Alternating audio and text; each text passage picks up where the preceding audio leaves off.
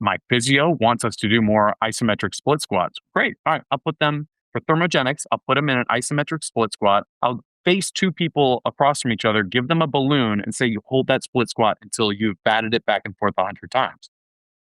That was Rett Larson, and you're listening to the Just Fly Performance Podcast.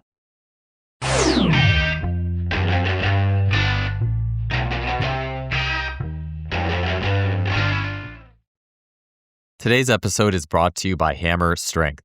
Throughout the history of this podcast, many coaches and guests have talked about the value of machine-based training as the most simple, straightforward, and more ground, to take a concept from Pat Davidson, way to deliver a powerful stimulus to muscle tissues.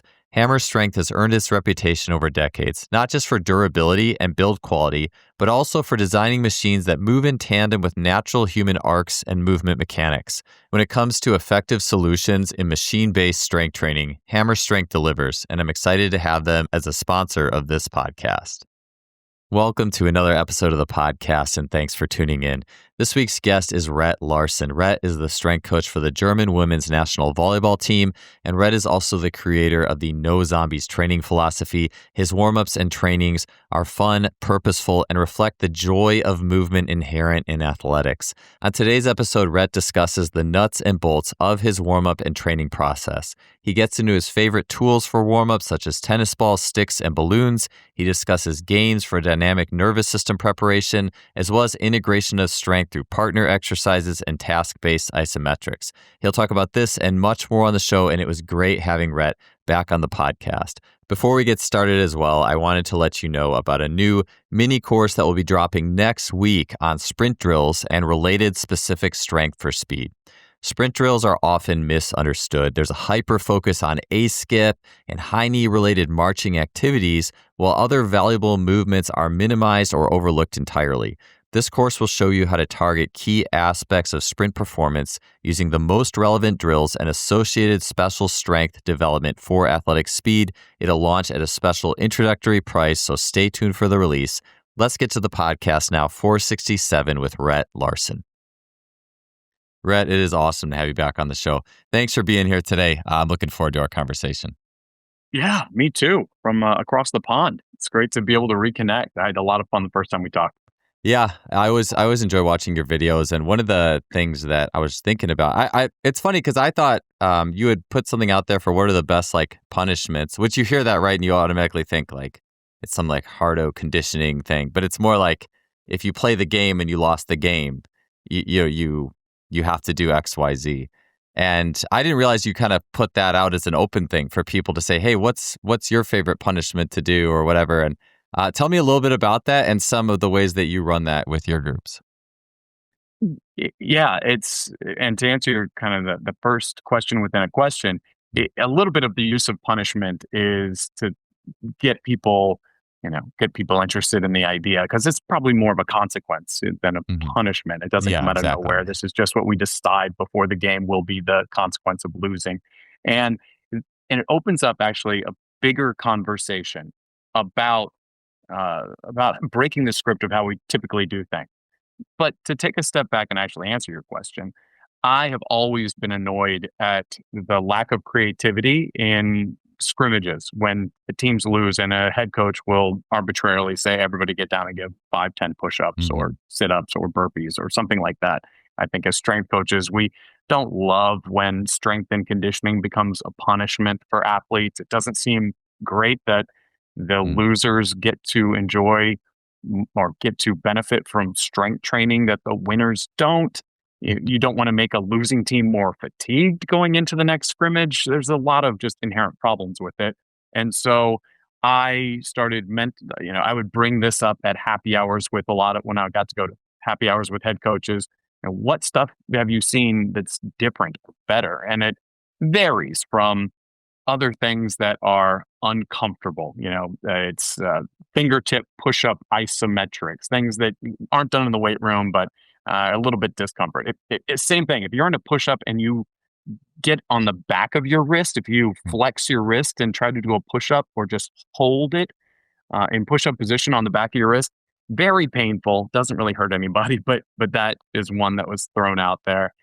The most the best ones are the ones that are either super mildly uncomfortable, like things that make you dizzy, thinking about Hmm. having to spin around 10 times and then try to make your way off the court, or do three Yeah. somersaults to get off the court, or log rolls.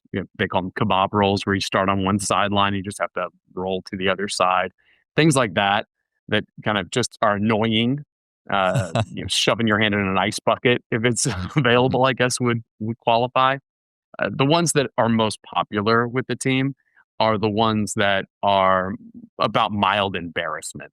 Yeah. Things like the losing team having to serenade the winning team, or partnering up to do a 20-second ballroom dance, or twerk, or do the worm or the Yeah. centipede off the floor. Things like that, Hmm. that are just a little bit annoyingly embarrassing, but have the whole team laughing. Like, you've hit the sweet spot where the losing team does not want to do it, but is laughing while they do it. And what we've done is we've just kind of broken the script of what athletes expect from losing a punishment, losing a game and having to have a consequence to that. And losing is in itself its own Yeah, consequence. And these are exactly. things that are not done every time we play, but it's always nice to be able to deploy something original, something that has them talking and smiling, maybe filming each other. And you just have to get the level of embarrassment right. You would never, or I wouldn't have athletes necessarily like singing solo. I Yeah, think yeah, that yeah. could be a step Mhm. too far. You get the wrong introvert and she ends up resenting you forever for that. Yeah. So team, if done right, it's a team bonding experience. It's yeah. But what I liked is that it did open up a conversation about how we can do things that we've always done the same way a little bit better. I like this idea of breaking the script of what athletes expect to, of course, I break the script of warmups. I think I break the script of what athletes do on their first day of the season, first time in the weight room. There's so much nervous energy that athletes have. They're so excited when things begin. I think it's wasted opportunity if you spend that first session in the weight room doing FMS tests. So Yeah. athletes associate that first day with sitting around waiting to do something and then be told that they're not very athletic or not very mobile or stable. I That's not the way that I want to start a relationship with athletes in a season. So I want to break that script. Similarly, if athletes if they get hurt in season, then I also don't subscribe to this idea that we have to just everybody in mourning. This is gonna suck. Your knee is banged up. Why can't this be? Oh my god, let's get you down to 12% body fat. Let's get you your first pull up of all time. Let's see if you can bench press 135. Let's let's see. Let's get the LASIK surgery you need. Like, what can we do? I actually think it'd be smart to ask athletes what is on your bucket list of stuff you'd like to accomplish if you had a bad injury. I don't know if that's actually smart, but Mm. I do like the idea of breaking the script of what's expected, and the consequences to losing scrimmages are just one example of that. I think it's a bigger conversation, though. Yeah. Yeah, for sure. That it reminds me too, I was thinking about I think as athletes, we almost always wear one usually it's like one hat. We want people to see us in one way. And those punishment if it's just it is I do think actually like the serenade thing.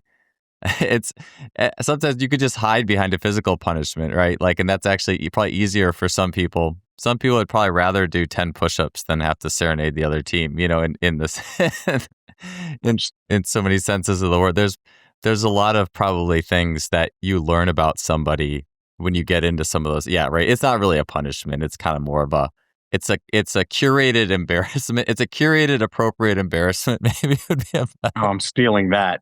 Curated embarrassment is a really smart way to put that. And yeah, I think that for a lot of them, they would much rather do the physical stuff. Mhm. But are we not trying to get to a place in team sports, at least, where we have vulnerability? Yeah. Are we not learning that vulnerability and looking like a little bit of an idiot in front of your teammates, and knowing that everybody gets theirs at some Yes. point? And that is also something we should be striving for. And I think this is a real easy way to do it. Yeah. Yeah. I know in some of the like evolve move play type kind of like Rafe Kelly's evolvement play. It's like, basically doing parkour in the woods, but a lot of that kind of thing. And Aaron Cantor is one of the coaches, and he has talked with me about like, yeah, if you had like an athletics team, like getting beyond the typical role you play and starting to mess with that a little bit. I know for me, that was one of the biggest things actually holding me back, because my coverall was always, well, I'll just give me something hard to do. Like, I'll run the lines. I don't care. Like, we get yelled at practice. But if it was something that was more emotional, that dug into some of my vulnerabilities, those actually were things that I think held me back on the court too, because I put so much pressure on myself. And I think a lot of players do that. There's so much pressure on, I have to be this, I have to do this. And I'm sure the dynamics I'm sure they're different between men and women, but there's certainly some things that are absolutely the same too, that you can, principle wise. I would be curious too to ask you that, in terms of, I didn't have this question planned, but you work with primarily female teams. I'm curious if anyone who's, any thoughts on people who work with male teams on some of these things, like, how little tweaks or adjustments. And I mean, I guess it's always common sense with the group that's in front of you, but I'd be curious your take on that. Yeah, right after I left Exos, where we had a very, I wouldn't say rigid at all, but we had a foundational program for how we warmed athletes up and what kind of games we played.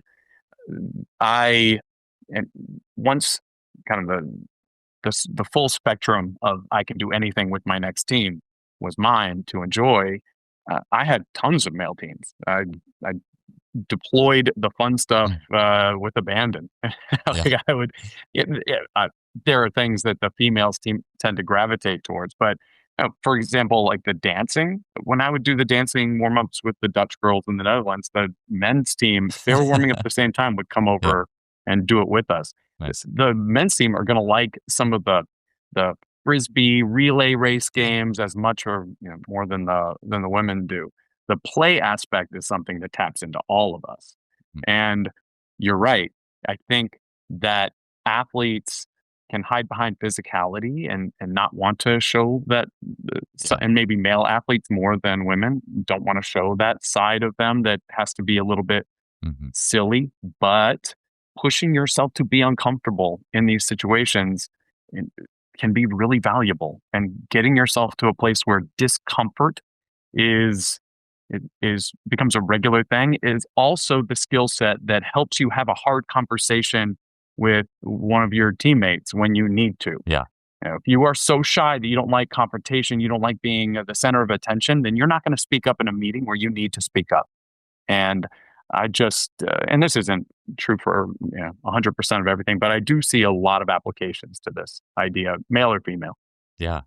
Yeah. And I like I said, I really enjoyed like looking through those, just the various examples, and things that you're posting on your social media with that. So, I was going to say, you mentioned the frisbee too, and I suppose this would go into more some of the X's and O's, but I feel like, it's one of those things with, no matter who you're working with, I feel like when you throw a frisbee, there's something that's just like childlike joy in that, as soon as that thing's flying through the air, that it almost is, if you had like a tier list, like what are those little like A, B, C, D, F, it's like tier lists of things that just bring out joy in a group, like throwing a frisbee and, a bunch of people trying to catch it. And there's just something about that, like, so a group of my own children too. Like it's like the same thing almost. Yeah, it's the slight unpredictability of the flight pattern. It's having to anticipate. You really have to be good at reading how the frisbee comes out to know where it's going to end up. And so all of these inherent little variables create enough of chaos that it feels childlike, and it's a kid's toy. Oh yeah, for sure. So there's that too. Yeah. But that's why with all this stuff, I like to just deploy it every once in a while. I don't want my team getting good at frisbee. We end up using it a lot in competition warm-ups because it's perfect. It gives us something to do besides the regular thermogenic skips and crawls. It gives us like this one little bit of reactivity and fun in an otherwise very predictable pre-competition warm-up. So for that reason, I don't use them a lot in training because I kind of like when they can't throw them all that well, especially when it gets to be the very end of the competition warm-up where you've got to be dead eye. Like it's team, we divide into 3 little groups, and boy, it is it's cutthroat. I actually was worried the girls were getting so competitive in our pre-competition warm-up. I was worried that at the very end of it, we would end kind of divided. So we do this kind of like now group hug thing at the end. We're all reminding ourselves we're on the same team, even though we were smack talking the team next to us for the last 4 minutes. Yeah, it would be interesting to see a list of almost games you didn't think were going to be that competitive that ended up extremely competitive. Like Eric Guthrie had talked about, I think it was about 3 months ago or two on the podcast, like some just hitting a balloon and across the gym and trying to make a goal, like a basket with it. And I don't even know if it was possible to really score, but he said it was like the most competitive, like everyone was just drenched in sweat, like just something like that. The novelty factor. It's so interesting to have that little like, how is this going to land? Type thought coming up in yourself before you deployed the game.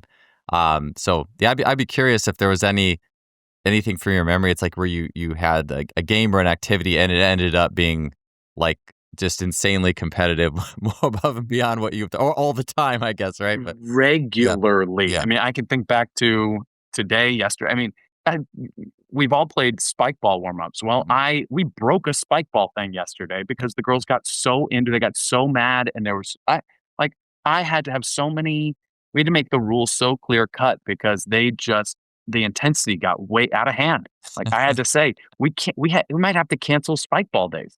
But even we did a balloon warm-up last week where I just divide them into 2 teams, and you can only hit it with your head, but your whole team has to go in a line one by one, hitting a header and trying to get it from the one far end of our volleyball facility to the other far end, see how far you can get it.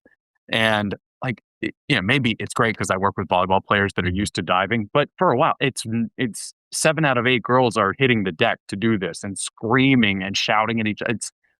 The competition is something I honestly have to worry about because you can't put spike ball at the beginning of a warm up. It can't be a thermogenic. I can't choose that balloon exercise as a thermogenic. It has to be the thing that I put at the end of warm up because it is great for neural activation, but it's game speed. Like this is the kind of thing where people could get hurt if they're not already warm and a little bit limber.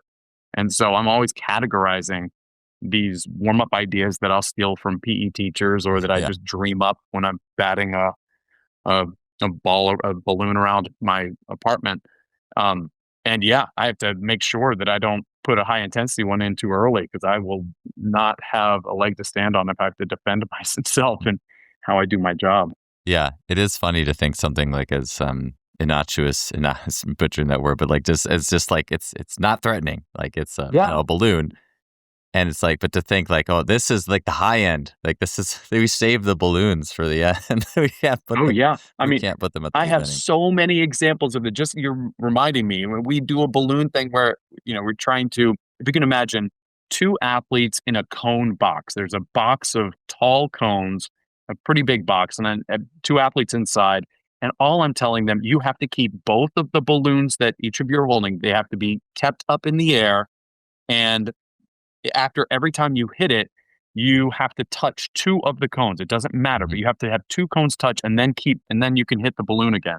And like I was like, oh my God, we're going to get concussions. These girls are just flying and no one's looking at themselves. So disaster averted. And nobody got hurt. Everyone's laughing and having a good time. But I have to mark that one in my Excel spreadsheet as think of a new way to do this so that no one ever gets hurt. Because I can't send these out into the world and have kids smashing heads together, in what should just be a fun, thermogenic, neurologically stimulating activity. Yeah, like you said, explaining yourself, like that would not be a little bit awkward, being like, how did, so-and-so player, twist their ankle?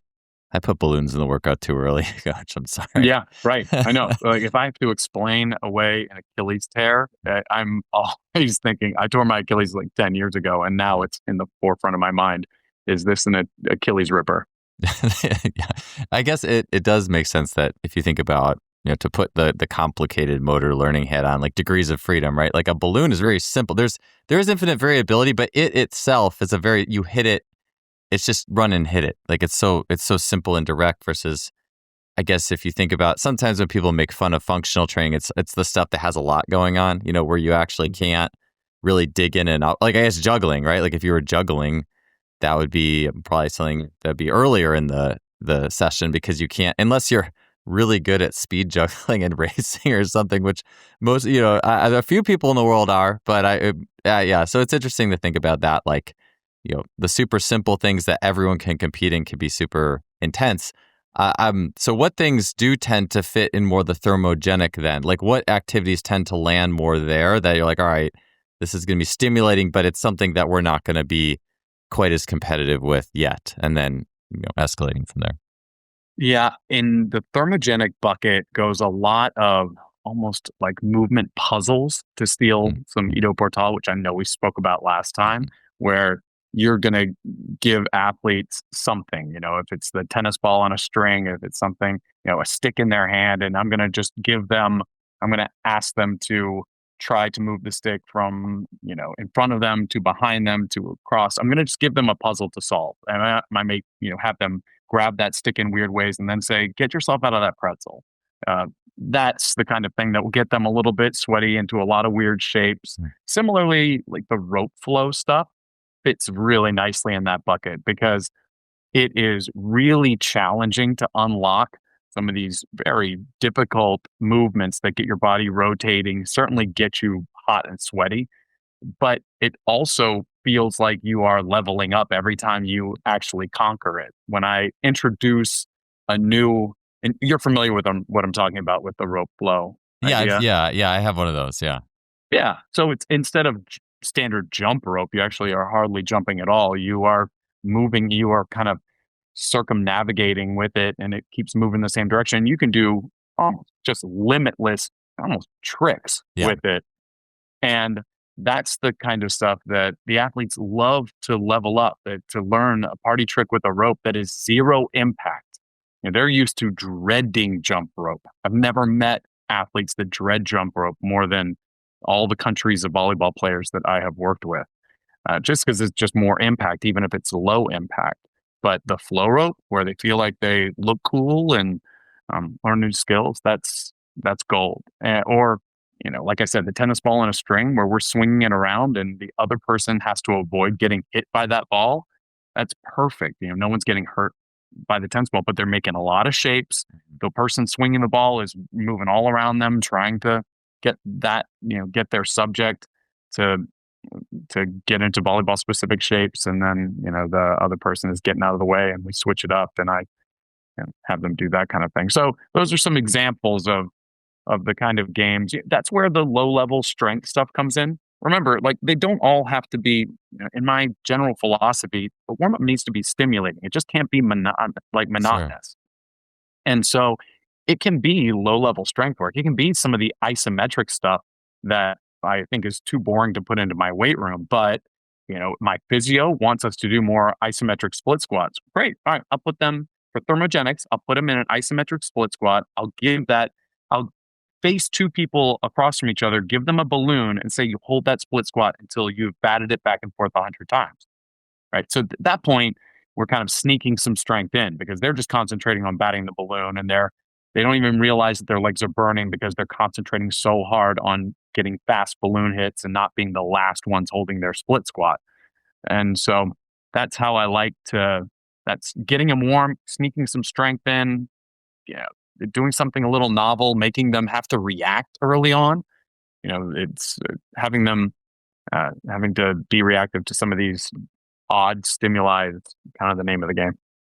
Yeah, it reminds me of something Corey Schlesinger had told me about. This was maybe like 5 years ago, about like iso lunges, and how there'd be basketball players who just were, like you said, really bored, didn't see the point in holding a longer iso lunge, or weren't very motivated inherently to do it. But then he just said, hey, you can dribble a basketball while you're doing it, and then all of a sudden it's like the time just flies by, because there's something to do. And it also makes you think as well about, I think about this all the time, is like that threshold, or there's the research that talks about how pain and fatigue and discomfort, it starts in the brain first before, it's registering. I mean, I'm sure it's happening at the same time, on some level for sure. It's not like only in the brain and then, oh, boom, but the limiter happens in the brain before the body is going to give. And I think about that all the time, whether it's like even just doing like repeat sprints. If I'm doing them with somebody, that pain threshold hits way later than if I'm just by myself thinking about whatever, like that like little solo journey into something that's uncomfortable. Same thing with ISOs as well. Like if you're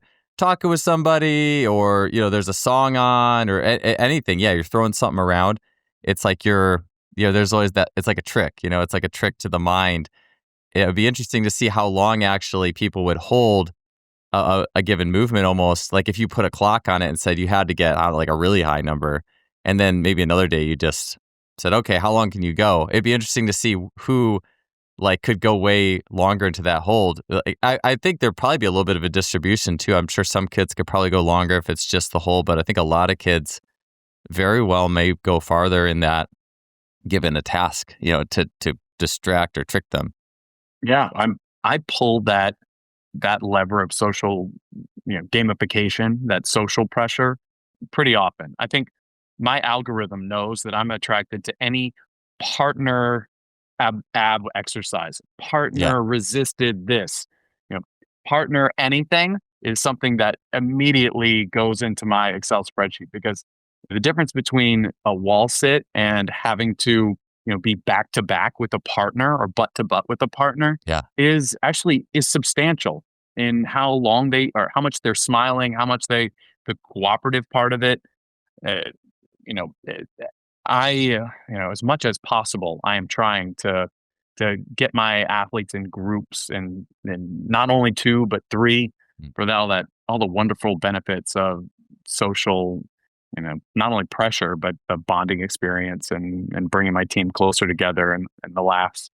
Yeah, that was something I had as a question, actually, and it's something I've been thinking about more and more since the podcast, but it was David Duran talking about, his book is called Breath, Eyes, and Touch. And he brought up an interesting statistic. I think it was NBA teams, but he had said the more physical contacts the players had, well, and it makes me think of volleyball. I mean, volleyball, you go into the circle, you always get a touch after each They're play famous point. for it. Yeah. They're famous for being kind of the other end of the spectrum. Maybe I'm just almost too much, but yeah. Yeah. There's always a too much to anything, I guess. But yeah, like I was just thinking, that's another great way to get those in. I mean, I suppose, is that like, well, you already have so much of that, but I'm sure it doesn't hurt in the warm up and the strength process. It's got to be a plus, and especially if your team doesn't get any or barely any, even more so.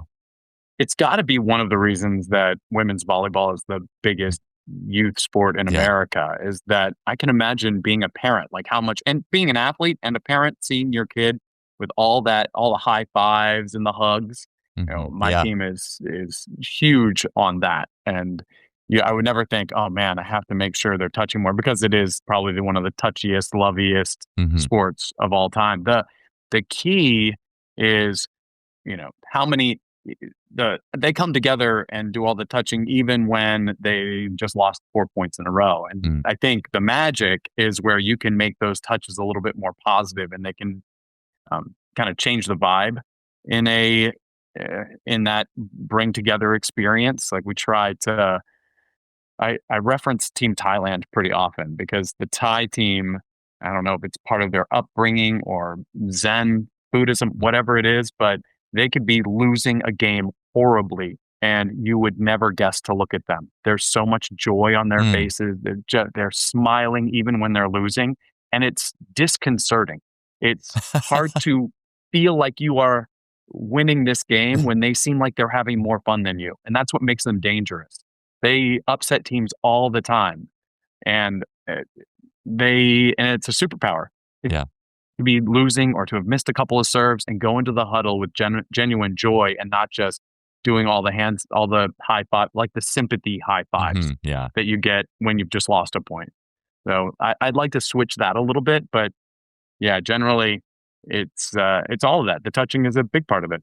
Yeah. Yeah. It certainly reminds you that it's not, I think when you get wrapped up in losing, it's a lot of it's like, it's the view of yourself in light of the other team. But like when you have a community where you're constantly being reinforced throughout that, it's a good, I just think that's not something that's often talked about, especially in Western, it's like we start keeping score extremely early, Mhm. and you just see like, if you lose a game, like the parents are kind of like, "Rah," like, it's just very, not always, of course, but sometimes you can definitely feel that. And it is interesting to almost use that, the warm up system it's like a reframe of some things. Of course, we're still competitive, like, like rolling out some of those things and that nature.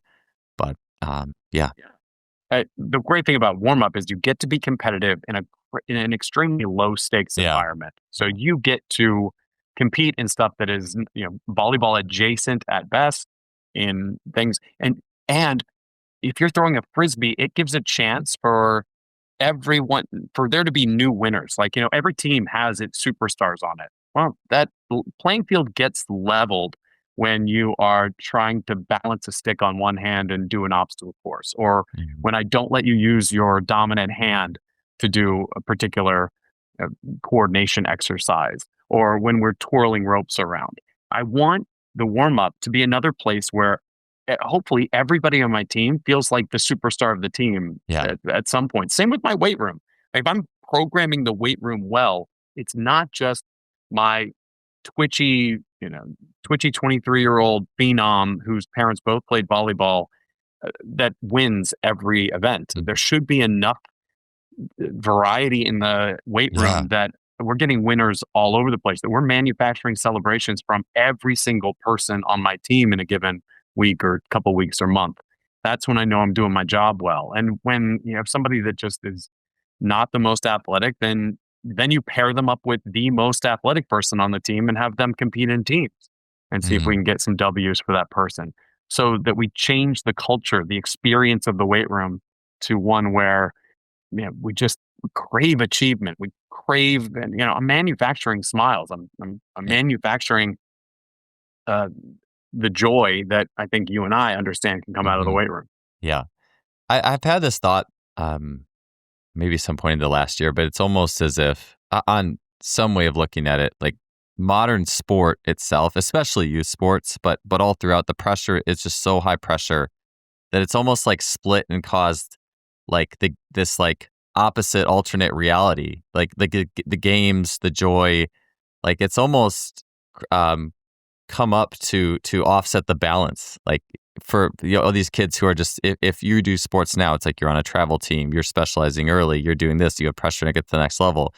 So it's like, if we think of this as like a balanced spectrum, now you have this reality, this actual training environment where everybody can win. Like, and but not like you just get it handed to you. Like, it's still training, but it's like it's the side that we all started. The flow inducing side that's at the core of all this is there. And then, of course, sport itself, and sport is beautiful. But it's just, we've taken what is sport and make it so high pressure for so many people. Sometimes I think that the warm ups, like that, what you're doing has emerged just to offset and restore. It's restoring the balance and the force. It's like to just, to keep us sane, but also remember why we do this in the first place. That's not taking it too far, Joel. You Yeah. hit the nail on the head. It is restoring balance in the Yeah. force. I'm going to steal that from you. And let's not forget that also with the team sports and the pressure to play year round, that we're Hmm. getting athletes that aren't playing nearly as many sports as they used to. And we strength coaches and sport coaches, and probably strength coaches more, lament that our athletes aren't the more well-rounded multi-sport athletes that we remember from our youth. Well, I don't understand why we don't utilize warm up to try to at least get a little bit of that. My athletes have will throw NFL footballs for warm up whenever I have them available. We will learn how to throw a spiral. We will run pass patterns. We're gonna we're gonna try to use. If I had unlimited access, we would all have pickleball warm ups. If I Yes. had the funding, we would be playing pickleball all the time. We would be all these sports that I think would translate pretty well to volleyball. We would be doing that because this is just going to tick that box of making my career volleyball players more multi-sport. We're going to just hopefully improve that movement library. That with a bigger library, you're going Mhm. to every once in a while tap into something that you didn't know you needed, and that's a lot of that ecological approach to training is that we put little constraints on our game so that we can we can have a more expansive movement solutions. We can have way more movement solutions to the problems that we find in competition and sport. Yeah. Speaking of volleyball, I think a lot about Dan John had talked about like the Soviet track and field program and how those athletes, or a lot of them, would play volleyball in the off season. Speaking of volleyball, but we're extremely competitive, like to the point where I think some of them didn't want to go start their track training yet again because they're like got so into the off season volleyball or whatever it was. Oh man, Yeah. that's just not even fair. Yeah. You have an individual Yeah. sport like track and field, especially if you have like a suffer sport. And Mhm. anytime you get to play a team sport, and you're just so jealous, and you're like, Yeah. oh, this is what the other side is like. Like this is what this. And now I get it. I would see when I was coaching club track in California, the track club I was working with was very, like their warm-ups were very formal, like all right, we're going to do all this running and sprint drills. And like if with kid, like we're talking 8, 10, I think it was mostly 10 to 14, but especially for a 10 and 11-year-old, it's like, all right, we're going to do these marches and put your arms here and your legs here. And dynamic stretches, actually, it would be a tier worse even than that for a kid. So it's like, we're going to do dynamic stretches. And then I'm watching on the infield, and it's kids like playing soccer, running around, having a blast. And I always wondered if the track kids would look over and like look at those soccer kids and be like, oh man, like I wish I was doing that right now. Joel, I spent a decade working at Velocity Sports Performance, where we specialized in training these 8 to 18-year-olds, and in linear speed was our bread and butter. And we had a program designed by geniuses in linear speed mechanics. And our warm-up was state of the art at the time. It was this enormous active dynamic warm-up library where there's all these great skips and marches and all the things you're talking about, which was at the time seemed revolutionary and so much more interesting than jogging 2 times around a track, circling up and stretching. But of course, now the evolution, I've evolved more. Now I can remember how incredible it was when we would take a break from that and play basketball to warm up once a week, and it would be the best day of the year for all of the kids and all of the coaches. Like we loved that. The best day of the week was getting to do something a little bit different that was also there wasn't much reactivity in our warm-ups. There wasn't much you could zone out, you could zombie through those warm-ups. They had once you knew what the next exercise was, there wasn't a lot of variety in it, and you could kind of shut your brain down and sleepwalk. And I think of what I know now and the way I love to coach now, and I think what my athletes respond to looks very different. Today's podcast is sponsored by Lila Exogen Wearable Resistance. Exogen is used by coaches such as Randy Huntington and Chris Corfist, and is an incredible tool in overloading the angular, momentum, and speed aspect of human movement. You can get 25% off of Exogen sleeves by heading to lilateam.com and using the code JustFly25. Yeah, without question. Even just like the stimulation value, like those kids may have been doing like the right form, but the stimulation was so low that I don't think it really went that far. Because then they would go run and look kind of like the same as they used to. And it's like if you wanted to, you would just make a game of just different types of wickets, or make them random heights, or interesting, like kind of like the way I think about this. I was going to ask you about this. Like you do a lot of rotating novelty in your warm-ups. And I was just thinking, I would think that every now and then you stumble on a game or activity that athletes want to keep going with, like, hey, let's keep doing that one. Let's keep doing that one. Like, or can we play this again today? And I think, but it's looking at, well, okay, your main sport is this. And then you have like the differential learning on the other side. Well, this should be a lot of like rotating generalist type activities. And, I was even thinking all right, I'm training like 10-year-olds in track. I mean, I probably want you to still be a generalist, honestly, with some of the, like, we're going to do different wickets every day, and they're going to be different space or different cones or colors, and run with one arm. And I'm like tricking your body into figuring it out without like them thinking track is a bunch of marches and, like a bunch of these like more boring, but you could do that later for sure.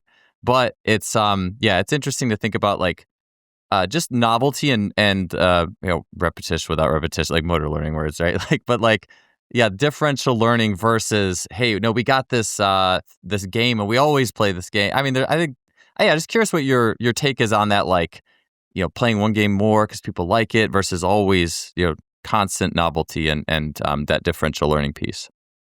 So we've got a great example. In the last month, there's this one game that the girls just loved, where anyone can understand this, but we're playing. This is differential learning. So there's the team is divided in two. There's a server that serves it over the net to a passer, but that passer is holding a stability ball, a Swiss Hmm. ball, and they have to bounce the volleyball off of the Swiss ball back over the net to an athlete who has to kick the ball without it hitting the ground, has to kick it out of the air, one touch it, and put it into the net for a point.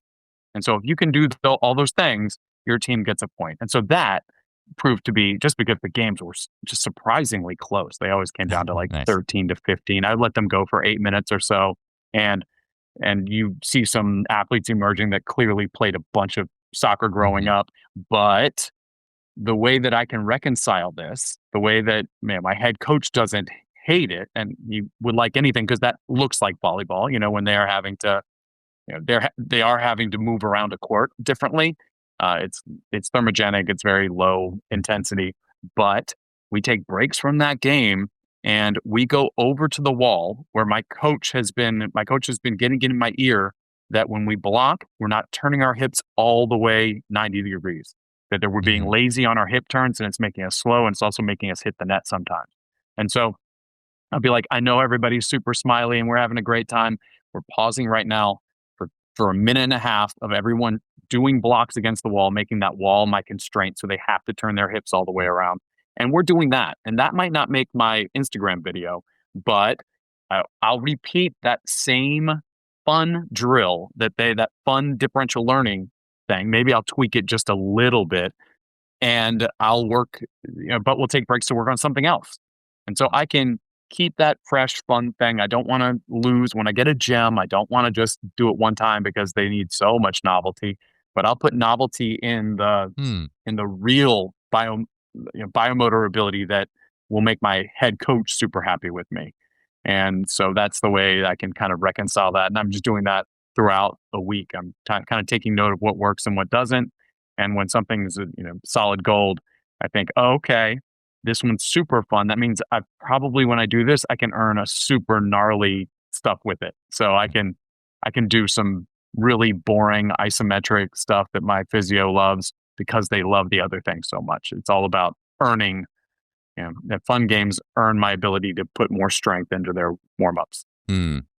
Yeah, I like how that all breaks down. It makes me think about, like, it's almost like a fractal. You know how it's like things are redundant. Like you see the game in the warm up. Like where you see those, and it makes me think about, well, how do we learn anything? And it's so much the core of all our learning is differential learning at the start, anyways, and then it can become more refined. But I think it's interesting I think so much of what you're doing is expanding the role of what we would look at with like a physical performance coach.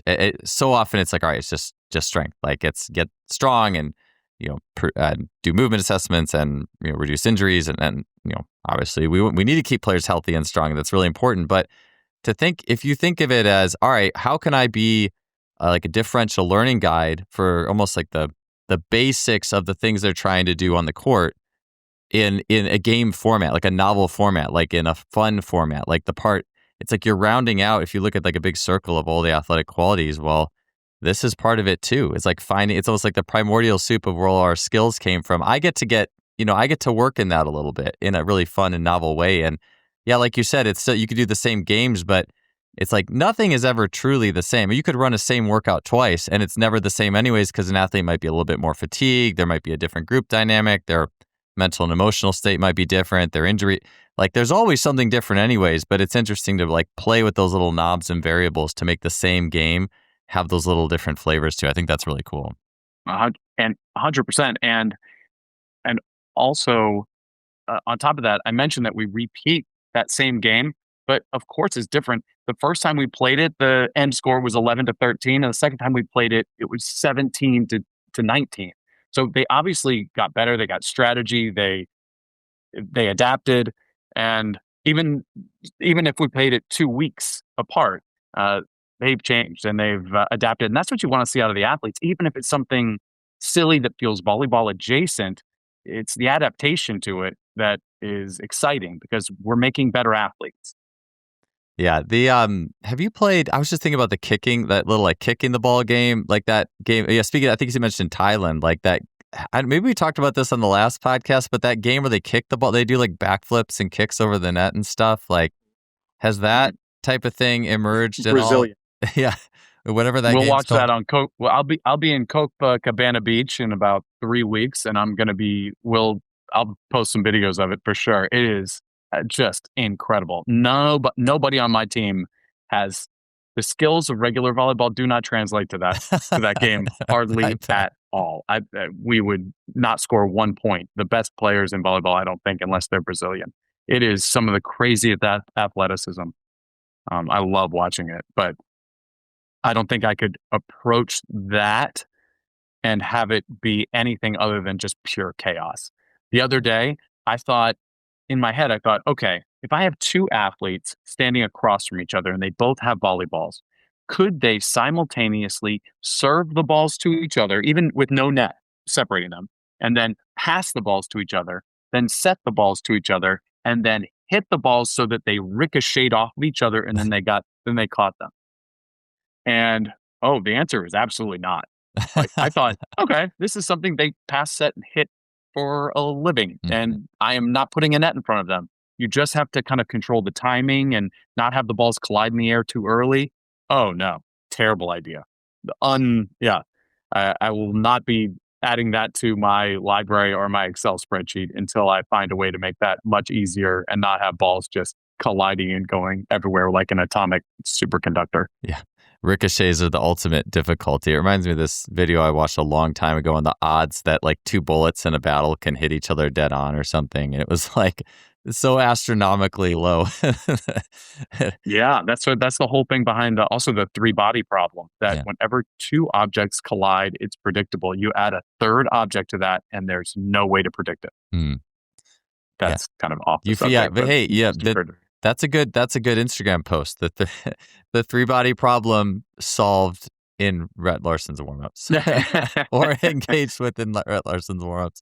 That's right. We have a two body problem over here in Team Germany. So you're not we ready got for one the that three-body physics has problem yet. solved, Yeah. and we have not solved that part yet. Yeah, we'll get there. So I was going to ask too. Well, I just thought of interesting thought. I'm like, maybe in 20 years or so, there will be that athlete who comes up playing both volleyball and that karate kick volleyball game, and they're going to be like the ultimate machine or something.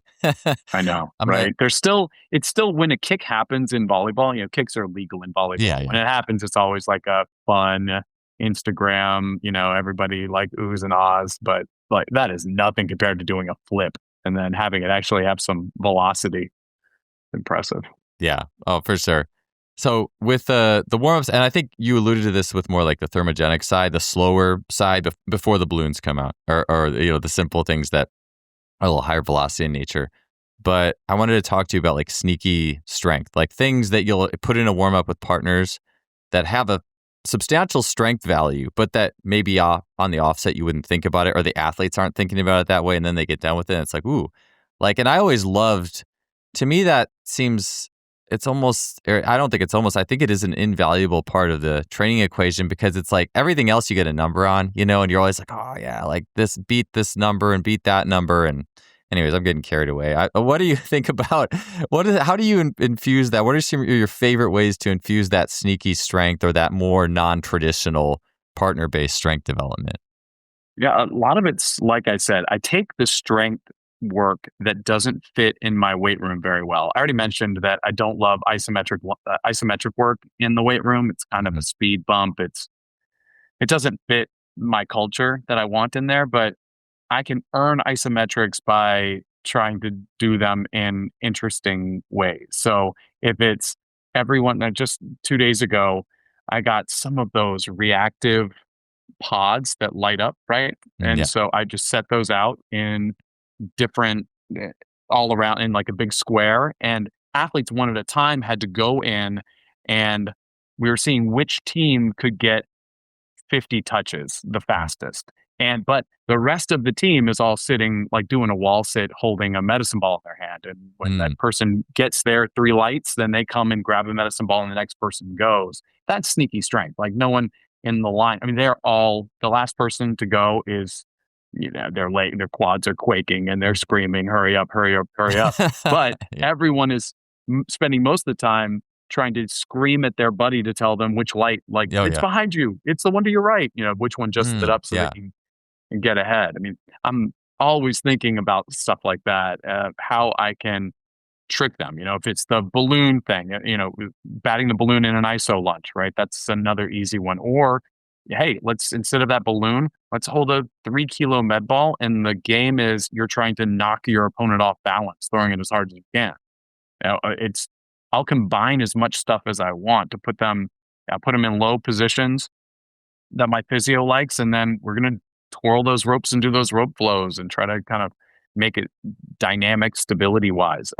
Like I said, I'm attracted to any partner abdominal exercise. Like I love those plank partner drops where if someone's holding a plank, but their partner is holding their legs and has the ability to drop a leg at any time. And they're almost trying to trick their partner so that the leg hits the ground, so their foot hits the ground, but the partner has to be like in full tension and reactive to try to keep their body stiff enough that a leg doesn't drop when the partner lets it go. And so it is, there's a huge amount of these that have athletes smiling while their sweat's pouring off them and their legs are aching. That's the sweet spot that I'm looking for. And it just depends on what I need at that time. Early on, I've been talking about isometrics really a lot because that's a big part of our warm-ups early in the season where we are right now. That stuff goes away as we get closer to the world championships. And we will go and, we'll have more stuff that's reactive, not quite as many grinds. But here at the early season, I'm trying to hide grinding strength within either other fun games or, include like having it be a part of the fun as much as possible. Yeah, gamified lower positions. And the abs too. I was going to mention too with like partner abdominals. You were talking about it before, but I think that was something back at Cal and back in the day. I always, if we were going to do, I never did ab work at the end of training, or solo. Like it was always find a partner and find something, some way to. We would do stuff where they'd be like, this was like in some like the old, like a lot of the old calisthenics videos. They might have been like the old Polish. I think it was like the old Polish weightlifting GPP thing that's in black and white, and like they're lying down, head to head, and their feet are apart from each other. They're holding hands and doing leg twists, or they're facing each other, and then they have to lift their butt up in the air and like switch in the air and then sit back down. Like I would just do circuits of that stuff, and it never really got old, even though it was like the same. I would just it'd be like kind of the same for the most part. Maybe I'd throw hanging leg raises in there for the solo ab part. I should say solo abs on the ground, but like it's never really, it doesn't get that old when you always have a partner to do that type of thing with. Because if you think of the hanging leg raises, if you are down on the ground, if you're in a supine position with your legs up and your partner's doing like the throw downs, right, where they get to throw your legs to different angles. It adds a reactivity that makes it fun. When they throw it to 90 degrees and it sucks and it's so slow to get it back up, you're kind of smiling while you're grunting and grinding, and you are thinking about getting revenge on them when you guys switch. And so all of that are easy tweaks to an otherwise kind of dull grind. Yeah, it makes me think of the use of the plank game where you're trying to trick the partner. And I think about, we talk a lot about we might talk about like doing a reactive oscillatory hip flexor exercise in the weight room, which is great. I love that stuff. I think it's really helpful. But what you were describing is like that emerges organically. Like someone drops your leg and you have to quick fire the other side to keep your hips from dropping and stuff like that. And the tricks too, I think every time you program partner leg throws, you're going to see that. You're going to see athletes who kind of do some easy ones and some different, and then all of a sudden they like throw. I know that's what I would do. Like you just suddenly throw a hard one right down the middle that they can't get back up there or something. It's my God, it's the best. And every athlete dreads if it's uneven numbers and I have to partner with somebody because I'm just going to crush them. I've been doing this a long time. I know exactly how to trick you. Like I'm no mercy. It's like you're combining kind of jujitsu a little bit with, some levels of that. It's great. Tennis balls. So this was one of the things that I saw you post recently, and I just think, along with the balloon, right? Like, what if you had like a top three pieces of equipment to warm a team up with? I'd imagine like a tennis ball would have to be right up there. And tell me a little bit about how that makes its way, be it if it's more the thermogenic side or the little bit more problem solving up to more explosive, reactive chasing and those types of elements in a program. I mean, the great thing about tennis balls is that they can be used for all of it. Mhm. Is they can be movement puzzles, they can be balance challenges, anything that you need them to be, and they're cheap, and I can travel with them. So it would go on in my top three list just because we travel so much. I'm about to go away for most of 6 weeks on the road, and I can't bring all the toys that I Mhm. want to bring, but I can bring a sack of tennis balls, and that can go from low level thermogenics, like stand on one leg, bounce it under your leg against the wall, catch it with your opposite hand. Throw it behind your back and catch it. Put it above your head. Don't look at it and drop it and try to catch it. Only being able to see it with your peripheral vision. Like all of these are in play, and that's just the balance side of things. The great thing about a ball is that not only can you do it alone, but also with partners, it becomes like a great hand-eye coordination challenge. I can put all kinds of constraints. So standing on one leg that you don't get to see the ball where it's coming from. And if we have a wall that it is being thrown by a partner between your legs against the wall, and then you have to try to Mhm. catch it. Maybe you're doing a knee jump to catch that against the wall if I want to make it more dynamic. But also, because it bounces, that's a built-in time constraint. I can anything you can imagine. Try to uh, do a 360 one direction and catch it before it bounces again. Try to Yeah. do uh, a 180 and back and another 180 and back and catch it before it bounces. Try to lay on your back, throw it in the air, and get up and catch it before it Mhm. bounces. There's so it it's just unlimited potential to have fun with it. And then, this year I stuck a string through the ball Oh, yeah. and started twirling them around because I watched Kill Bill and I saw the little lady doing it in that movie, and I thought, oh, I've seen boxers doing this. Mhm. I saw the boxing trainer when I was in China would swing a ball on a string at the boxers, and they would kind of do that Oh, yeah, very yeah. typical boxer evasion back and forth. And I thought, well, that's fine. I could even twirl it like a helicopter and get them to either squat or bend back into hyperextension. Both of those are great shapes that we make in volleyball and would be fun to warm up. And then I went online. I was like, oh my God, that thing is Mhm. called a meteor hammer. And there are people that train you how to swing it around your body, which involves a ton of rotation. Mhm. My sport is full of rotation, and lower back problems are some of the ones that are the most serious when our athletes get them. So I was like, oh, wow, well, I'm in. Let me buy another set of dog tennis balls and poke Mhm. holes in them and get strings and start teaching the athletes how to wind their body around the string to either avoid it or use it like a weapon. And it's another thing that allows them to feel like they're learning a party trick, that they have a skill, that they're leveling up. It's game 101. You feel like you've just unlocked a level, and it fits my philosophy kind of perfectly because we're making all the shapes that I need us to make and warm up. We are learning something. No one can sleepwalk through this. Mhm. You get Yeah. tagged in the head with the ball, or you're just the one person on the team that hasn't learned how to kick it across the body with their kneecap.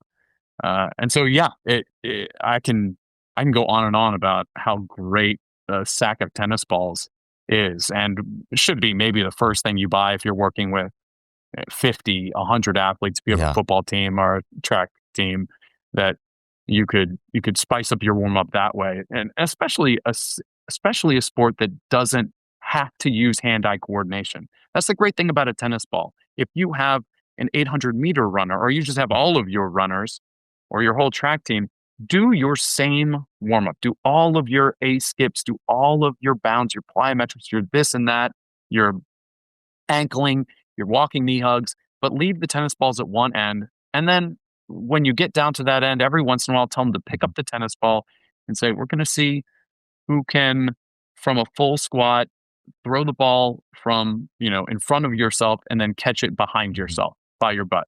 All right. So let's just see who can do that the most times in 30 seconds. And I don't know, I made that up off the top of my head. I've never done that.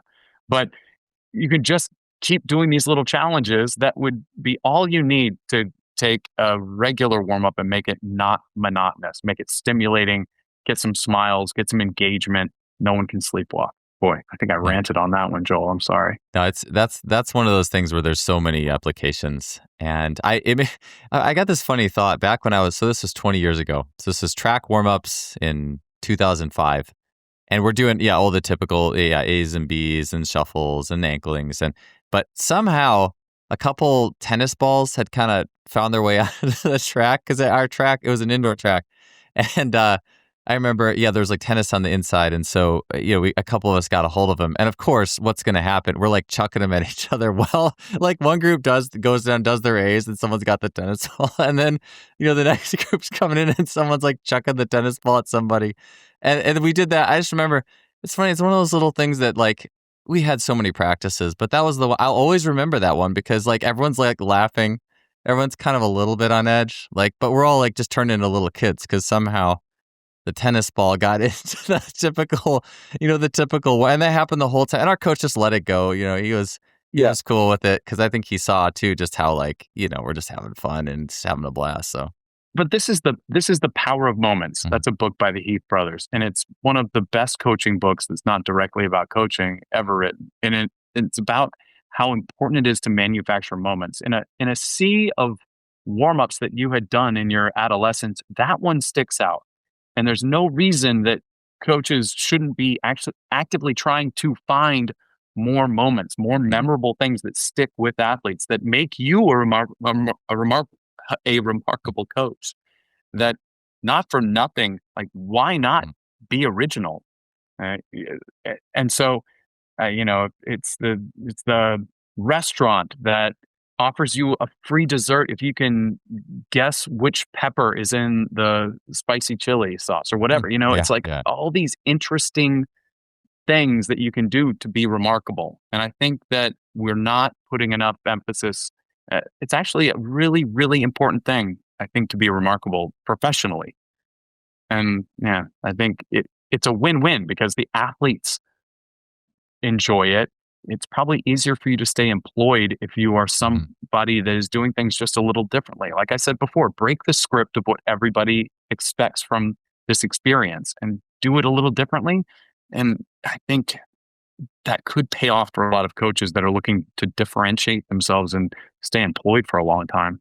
Yeah. Yeah, with those memories too, it's like there's always a pressure valve. And if you are on a team where the coach is like super strict, everything's like da, da, da, the memory is probably, hey, remember when we did this thing and coach wasn't looking, or remember we did this thing and coach didn't find out, there's always going to be that, like, then the memory might become something like, that end. So it's like within your hands to find how that actually gets facilitated. But I'm sure within, all the warm-ups that you've done and all the crazy games, I'm sure the athletes, they all have their own, hey, remember we did this game, or this, this was the punishment for losing, or whatever it was, or just to have that, like, because that's what we look back on. I mean, we do remember those big wins or losses, but we also remember, like, just like I was saying, like I'm like laughing to myself. As I remember this little tennis ball warm up that we had, and it was so good. So it's like, those are the moments. Those are all the moments you remember, and they're all important. They all make it what it is.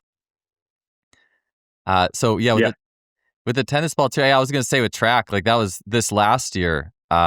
Just taking stuff like, even if it was just like, hey, we're going to do pogos and warm-ups. We do pogos face the other person and just toss the tennis ball back and forth. And then it's like, do it on one leg. And now every time you throw, you got to hop a 360 and before you receive the ball again, and just like you can but once you do that, it's almost like it's very hard to go back to the old way. It's very hard to go back to, and I will still do like general strength cool downs without it, where it's a little more remedial for sure. But like when I think about warming athletes up and like we are preparing to operate at a very high level, it's very hard to go back for that process where things, and it changes the way you look at stimulation. I save my more boring stuff for like my general strength circuits at the end and those kind of things. But it definitely changes. It will change your viewpoint on what is stimulating and what gets you ready to be activated as well, even if it's just that track and field context. Right. And I'm lucky, I'm lucky that I have a small enough group that I can do a lot of things. It doesn't take a lot of equipment for me to be able to have some fun and play certain games with my athletes. I don't have hula hoops, but if I wanted to go buy them, I could go buy 7 or 8, and that would be enough for my team to probably unlock a bunch of hula hoop exercise or hula hoop games I've been wanting to play with them. So I am lucky in that respect. I'm lucky that my team needs to get warm in a bunch of different fun ways that games tend to facilitate. But I really do think that for every sport, for like shooting and archery, maybe the most boring sport I've ever worked with, that having just 5-10% of a warm up be stimulating, that you just need to have this tiny library of 50 ladder drills, right? That they don't know what's coming. 50 tennis ball drills that they have to keep leveling up. That you only are showing 3 or 4 at a time, and Tuesday is tennis ball day, and Wednesday is ladder day, and then there's just something that is different, that keeps progressing, that is at times too hard to do. That you can do that with minimal equipment, and you can do that, with just a little bit extra work that will pay dividends, I believe, for your athletes. Yeah. I like that you said the 5 to 10%, because I think sometimes, someone might listen to this and think, oh man, everything's got to be like full out. But I do think there's that spectrum of like, there's this warm up. I learned it my first year at Cal. The guy who's the decathlon coach, or at the time, Matt Chisholm, he said he got it from like a strength coach at Mississippi State. It was called the Safari warm up. I think you would really appreciate this, because it was like, there'd be like 6 hurdles out. And then after the hurdles, there'd be a cone like 10, 15 yards down. And you would do like a walkover. And then once you got past the hurdles, you would do like a crawl. But it'd be like a monkey crawl, or, a bear, you'd have a name for it. But Matt would always, he'd be like, yeah, I'll just make it up as I go, basically. Like, I know what I'm going to do, but, it's never the same. There's animal names.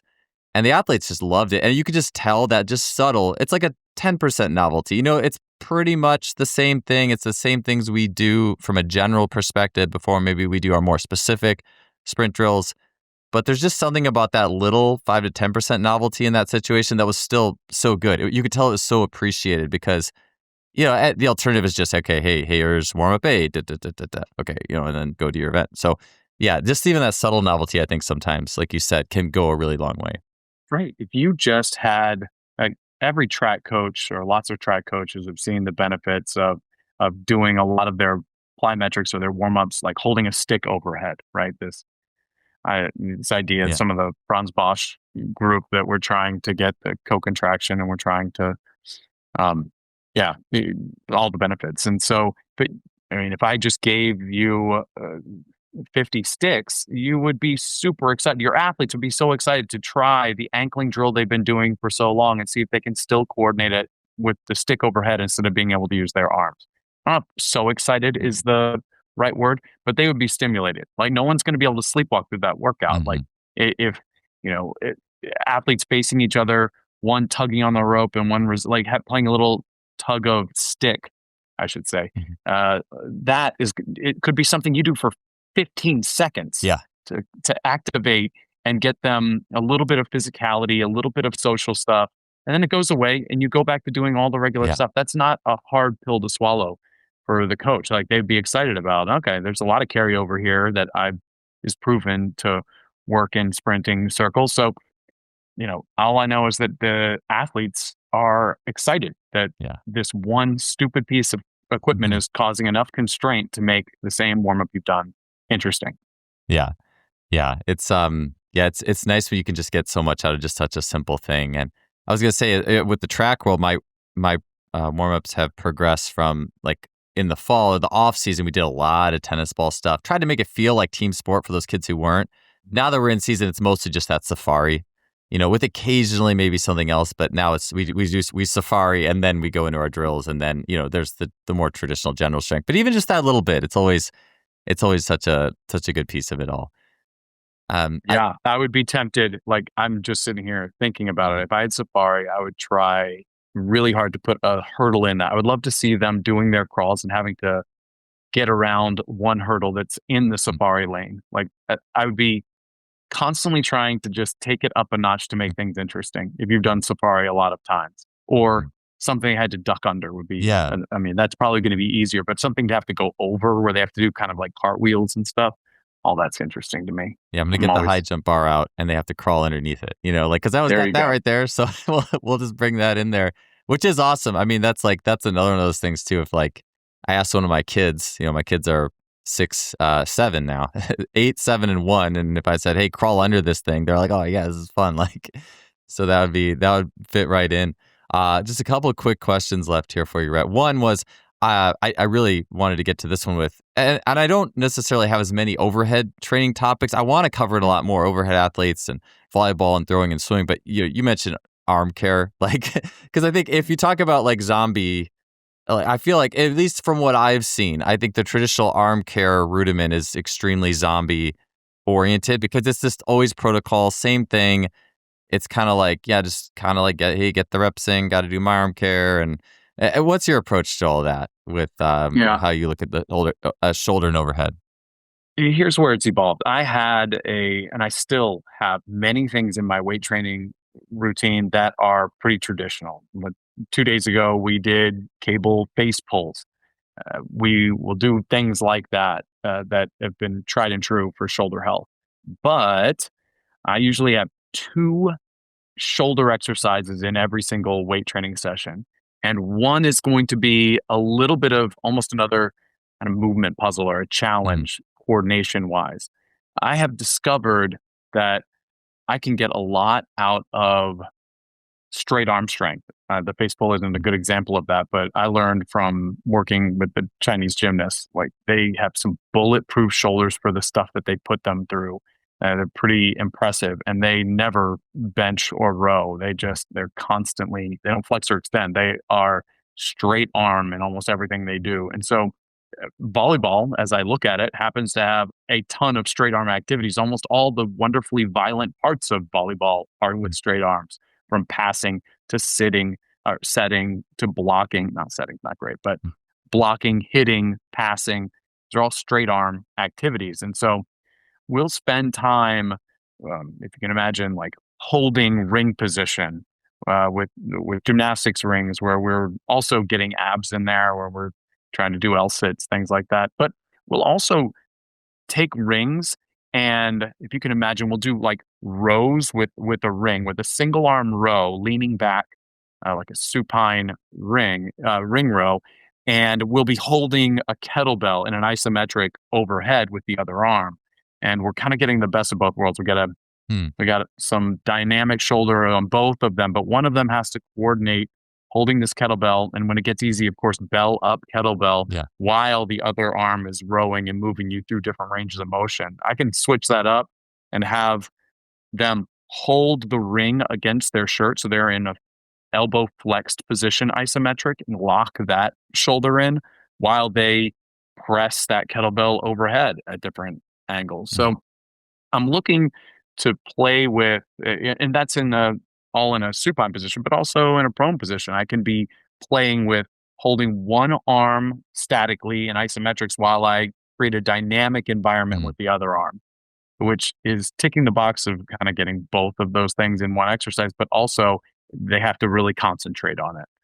So we play around with a lot of creating. Yeah, I don't have 5 favorite shoulder exercises. I have 50 favorite shoulder exercises. I believe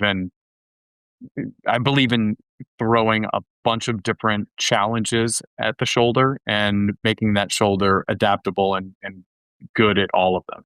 Yeah. Plus, with all the degrees of freedom a shoulder can handle, like all the range it can handle and all the possible configurations of motion, it seems like it would warrant or demand that even more expansive differential learning approach. But in hearing you talk about it as well, it sounds like it's more of an internal variability. Like, of course, there's all the games we could play on the outside, but it's like, all right, well, hey, here's just this side of your body's doing this job, and this side's doing that job, and just that adds some it makes it more interesting, like, or more rich. Like if you had a dial of richness, it just takes that from something that's more mundane and it turns the richness up a little bit and Yeah. makes it more, and then you add more flavor and variety to that.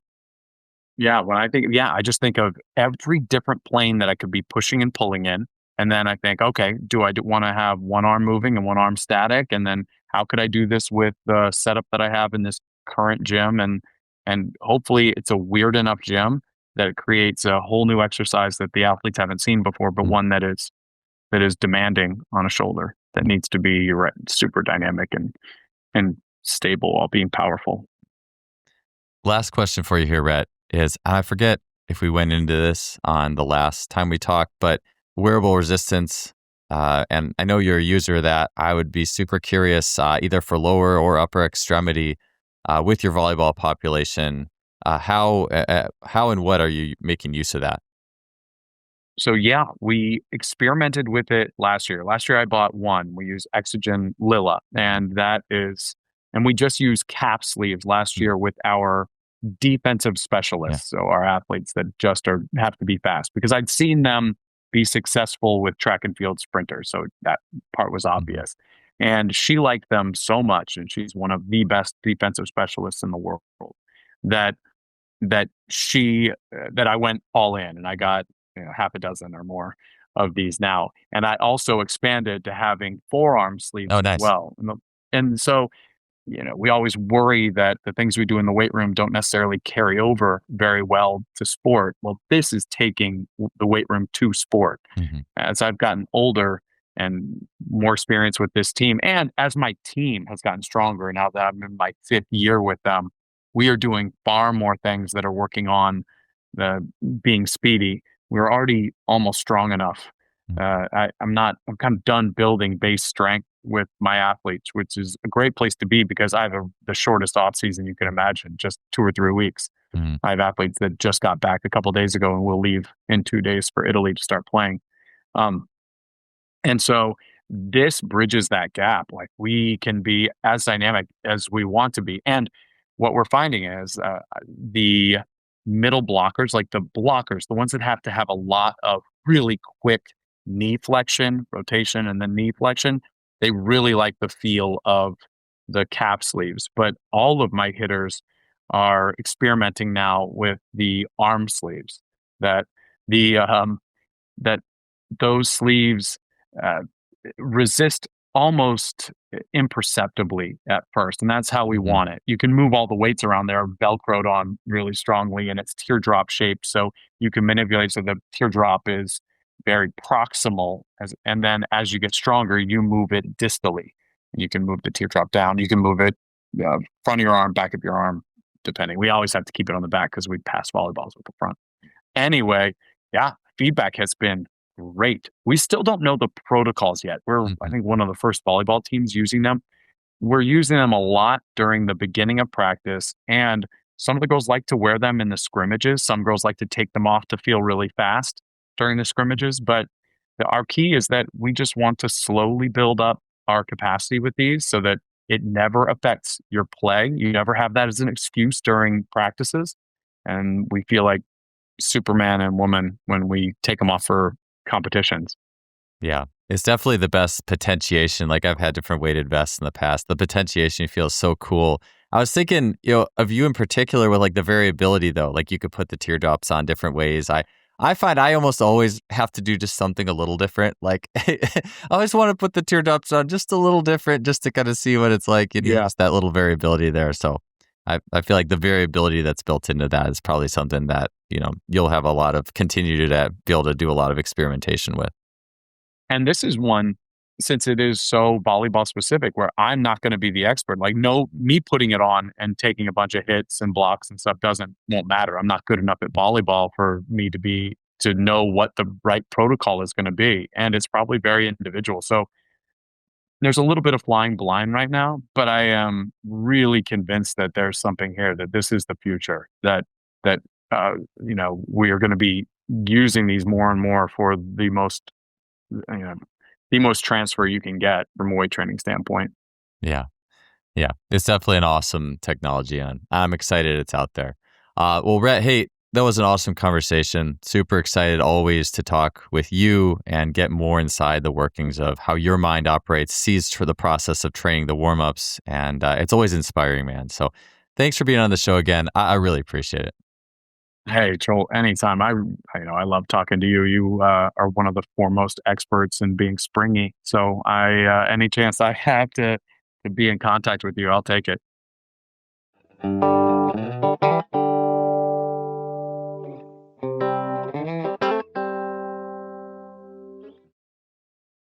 Thanks for tuning in to another episode. A final note is that Rett has an awesome exercise library, and you can check that out by heading to his Instagram page. And there is a link for that in his profile. Great talking to Rett today. I'll see you next week.